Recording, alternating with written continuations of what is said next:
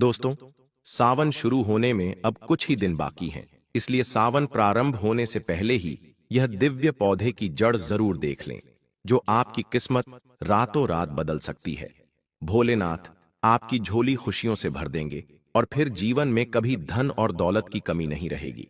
अगर आप तरक्की करना चाहते हैं तो वर्ष 2025 आपके लिए बहुत शुभ साबित होने वाला है, क्योंकि इस साल का सावन 144 वर्षों के बाद इतना विशेष योग लेकर आ रहा है, जिसमें 4 सावन सोमवार एक साथ मिल रहे हैं, जो बहुत ही शुभ माने जाते हैं।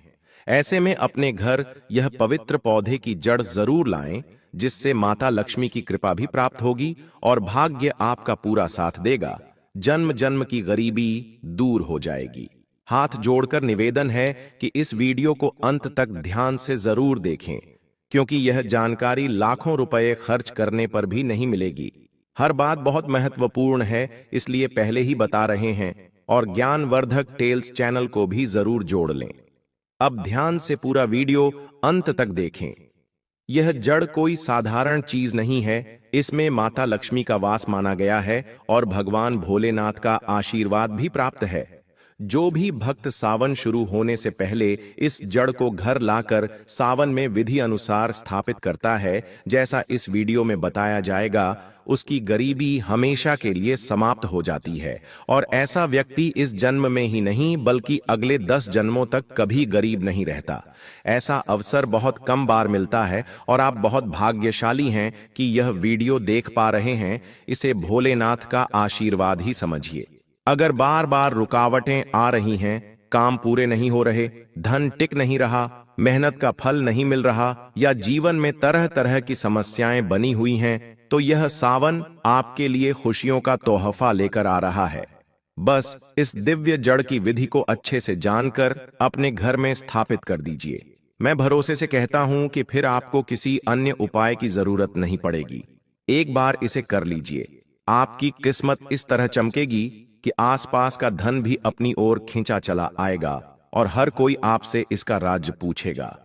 आप जानते ही हैं कि सावन का पवित्र महीना आने वाला है। आपको केवल यह चमत्कारी जड़ अपने घर लानी है, चाहे तो सावन के महीने में या उससे पहले भी ला सकते हैं। गुरुदेव का भी कहना है कि इसकी गारंटी है, आपका भाग्य जरूर बदलेगा। परिवार में कोई बीमारी या दुख चल रहे हैं, कोई मनोकामना पूरी नहीं हो रही, या लगातार परेशानियां बनी हुई हैं, तो यह वीडियो आपके लिए चमत्कार जैसा होगा और माध्यम से आपके भाग्य की रेखाएं भी चमक उठेंगी। यह बात पूरी तरह सत्य और अद्भुत है, इसलिए आप इस वीडियो में अंत तक बने रहिए। देखिए, आप सभी जानते हैं कि इस बार सावन का महीना 11 जुलाई 2025 से शुरू होकर 9 अगस्त 2025 को समाप्त होगा, और इस पूरे सावन में 4 सोमवार आ रहे हैं, जो हमारे लिए बहुत ही अद्भुत संयोग लेकर आ रहे हैं।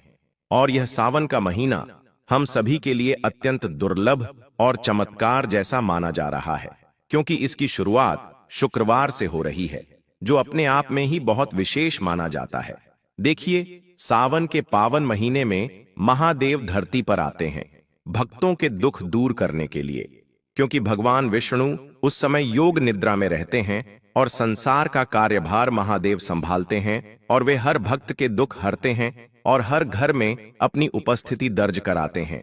उनकी शक्ति इस ब्रह्मांड में दिव्य रूप में प्रवाहित होती है। दोस्तों, यदि आपने पशुपति व्रत कर लिए हैं या फिर कई तरह के उपाय कर लिए हैं, लेकिन अभी भी मनचाहा विवाह नहीं हो पा रहा है, संतान सुख नहीं मिल रहा, या आपके कई कार्य पूरे नहीं हो पा रहे हैं, तो यह एक उपाय आपके सभी काम पूरे कर देगा। इसलिए वीडियो को शुरू करने से पहले आप सभी शिव भक्त कमेंट में श्री शिवाय नमस्तुभ्यम या हर हर महादेव अवश्य लिखें, ताकि आपकी सभी मनोकामनाएं महादेव की कृपा से पूरी हो सकें। देखिए दोस्तों, आप सावन में कोई भी व्रत कर सकते हैं, जैसे पशुपति व्रत, शिवरात्रि का व्रत, सावन सोमवार का व्रत, या फिर 16 सोमवार का व्रत। इनमें से कोई भी व्रत इस महीने में जरूर करना चाहिए, क्योंकि यह दिन हमें महादेव से जोड़ते हैं और प्रकृति के सबसे पवित्र दिन माने जाते हैं। तो देर न करते हुए अब उस दिव्य जड़ की बात कर लेते हैं, जिसकी महिमा सबसे अधिक बताई गई है।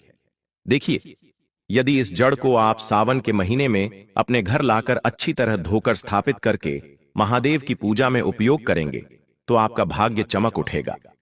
इस पेड़ की जड़ अमृत समान मानी गई है। इसकी मिट्टी भी अमृत जैसी होती है और इसकी छाया में बैठने वाला व्यक्ति भी पुण्य पाता है।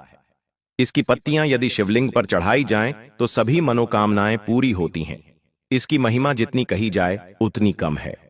सावन में इस पौधे को घर में लगाने से संतान सुख भी मिलता है। यदि लंबे समय से संतान की कामना पूरी नहीं हो रही तो यह परेशानी भी दूर हो जाती है, क्योंकि यह पौधा महादेव का ही स्वरूप माना जाता है। यह कोई साधारण पौधा नहीं बल्कि चमत्कारिक पौधा है।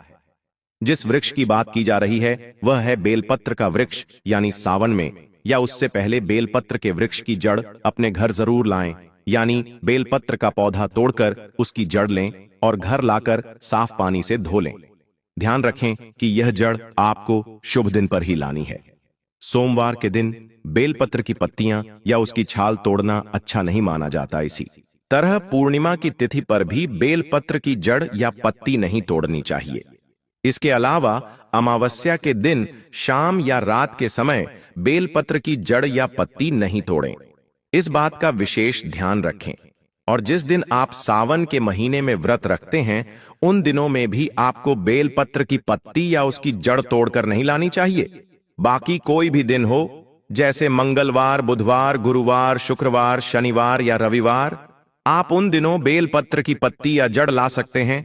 बस सोमवार, मासिक शिवरात्रि, प्रदोष, अमावस्या और पूर्णिमा के दिन आपको बेलपत्र का कोई भी भाग तोड़कर नहीं लाना है। सबसे पहले आपको बेलपत्र की जड़ घर लानी है और इसे अच्छी तरह साफ करके शिव मंत्रों का जाप करना है, जैसे श्री शिवाय नमस्तुभ्यम या ओम नमः शिवाय। इस मंत्र का लगातार उच्चारण करें। फिर इस बेलपत्र की जड़ को किसी कपड़े में बांध कर रखें। इसके बाद एक छोटा सा पत्थर लें, उस पर गंगा जल या किसी भी शुद्ध जल की कुछ बूंदें डालें। फिर उस पत्थर पर बेलपत्र की जड़ को घिसकर चंदन जैसा तैयार करें। अब इस चंदन को भगवान शिव के मंदिर में लेकर जाएं और शिवलिंग पर इससे त्रिपुंड बनाएं या ओम का चिन्ह बनाएं या फिर शिवलिंग की आंखें बनाएं। ऐसा करने से कहा जाता है कि महादेव स्वयं प्रसन्न होकर दुख दर्द को हर लेते हैं और मनोकामना पूरी करते हैं। इसलिए बेलपत्र की जड़ का यह चंदन शिवलिंग पर अवश्य लगाएं। दूसरा काम यह करना है कि जब आप शिवलिंग पर यह चंदन चढ़ा दें तो उसमें से थोड़ा सा चंदन अपनी हथेली में लेकर प्रसाद की तरह ग्रहण कर लें। मान्यता है कि इससे शरीर के रोग, संकट और परेशानियां दूर होती हैं। इसके साथ सावन के महीने में बेलपत्र का पौधा भी अपने घर जरूर लगाएं। इससे घर के क्लेश, कष्ट और पीड़ाएं खत्म होती हैं। तो इस तरह से सावन के महीने से पहले या सावन में बेलपत्र की जड़ का यह उपाय जरूर करें। आपके जीवन की हर रुकावट और समस्या खुद महादेव दूर करेंगे। दोस्तों, सावन का महीना कब शुरू होगा? सावन का पहला सोमवार कब पड़ेगा? सावन सोमवार के व्रत कैसे रखें? व्रत में कौन सी गलतियां नहीं करें और व्रत का उद्यापन कैसे किया जाए, इससे जुड़े सारे सवालों के जवाब भी इस वीडियो में बताए जाएंगे। इसलिए सबसे पहले इस वीडियो को लाइक करें, चैनल ज्ञानवर्धक टेल्स को सब्सक्राइब करें और कमेंट में ओम नमः शिवाय या हर हर महादेव जरूर लिखें। और सावन के महीने में महादेव बहुत प्रसन्न रहते हैं, इसलिए शिव भक्त उन्हें खुश करने के लिए सावन में व्रत रखते हैं। कुछ लोग पूरे सावन भर व्रत करते हैं और कुछ लोग सिर्फ सावन के सोमवार के दिन उपवास रखते हैं। तो आज की वीडियो में हम जानेंगे कि सावन के महीने में व्रत कैसे रखें और उनका उद्यापन कैसे करें। साथ ही सावन सोमवार के व्रत के नियम भी बताएंगे। तो चलिए शुरू करते हैं। देखिए दोस्तों, सावन के व्रत 3 तरह से किए जाते हैं। पहला तरीका है फलाहार से व्रत करना, यानी केवल फल खाकर व्रत रखना। इनमें नमक नहीं लिया जाता है। दूसरा तरीका है एक समय मीठा भोजन करना। इसमें भी नमक नहीं खाया जाता, लेकिन अगर बिना नमक नहीं रह सकते तो सेंधा नमक ले सकते हैं, यानी आप मीठी चीजें या सेंधा नमक से बना खाना खाकर व्रत कर सकते हैं। तीसरा तरीका है एक समय शुद्ध सात्विक भोजन करना, यानी पूरे दिन उपवास रखें और शाम को बिना प्याज लहसुन वाला सात्विक भोजन करें, जिसमें अन्न और सेंधा नमक लिया जा सकता है। तो आप पहले ही तय कर लें कि किस तरीके से व्रत रखना है, चाहे फलाहार करें, चाहे मीठा भोजन करें या सात्विक भोजन करें।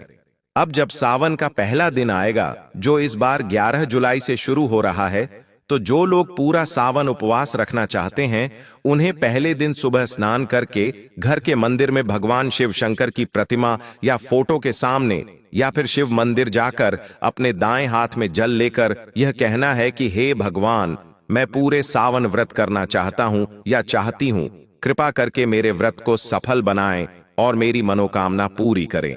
इसके बाद यह जल भगवान शिव को चढ़ा दें और व्रत की शुरुआत करें।